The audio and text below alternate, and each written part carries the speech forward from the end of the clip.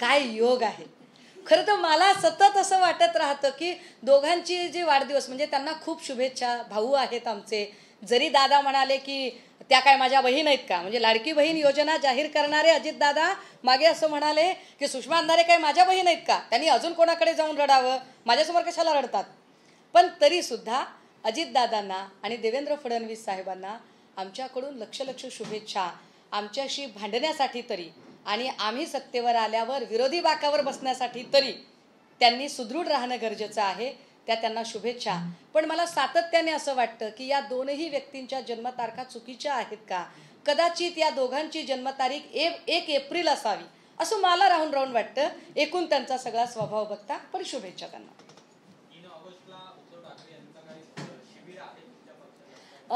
3 ऑगस्टला पुण्यामध्ये एक रिलिजियस ॲक्टिव्हिटी आहे. सो आम्ही त्याच्या संबंधाने जरा विचार करत आहोत.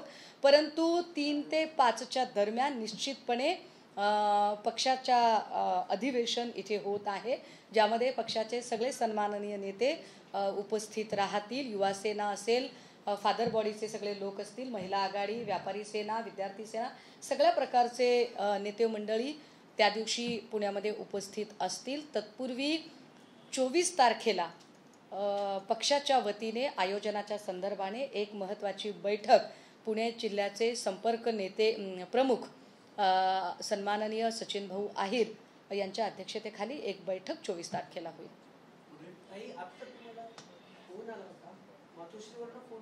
नाही, काहीही सुतावरून स्वर्ग गाठू नका. माझ्या घरून फोन होता. माझा भावाचा छोटासा बच्चू आहे, तो पडलाय, त्याला लागलंय आणि त्याला एक्सरेसाठी होप हॉस्पिटलला नेलंय, एवढंच आहे. बाकी काहीच सुतावरून स्वर्ग गाठू नका.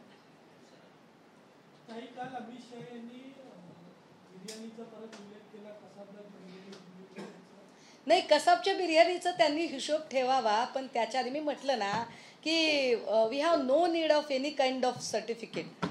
ज्यांच्या अंगावर जस्टिस लोहियाच्या रक्ताचे डाग आहे अशा लोकांनी आम्हाला बोलायचं नाही. हां, तर लोयाच सांगते, लोया कदाचित बोलताना झाला असेल. तर त्यांनी आम्हाला शहाणपण सांगायची गरज नाही, तडीपार लोकांनी हे सांगायची गरज नाही. आणि याच्या उपर जर काही असेलच तर आधी नवाज शरीफची केक आणि बिर्याणी खायला कोण गेलं होतं, कशासाठी गेलं होतं, त्या बिर्याणीची चव कशी होती आणि शाकाहारी लोक बिर्याणी खातात का, या सगळ्या प्रश्नांची उत्तरं आधी द्यावीत. उगाच शिळ्याकडीला ऊत आणण्यामध्ये या लोकांनी वेळ घालवू नये. आणि हो, जर एवढीच आपल्याला फार म्हणजे गरज असेल तर त्याच सगळ्या प्रकरणाशी संबंधित असणाऱ्या उज्ज्वल निकम, ज्यांची सरकारी वकील म्हणून नेमणूक झालेली आहे, त्या उज्ज्वल निकमांना भाजपाच्या अधिकृत लेटर हेडवर तुम्ही कसं काय घेतलंय याची उत्तरं तुम्ही द्यावी.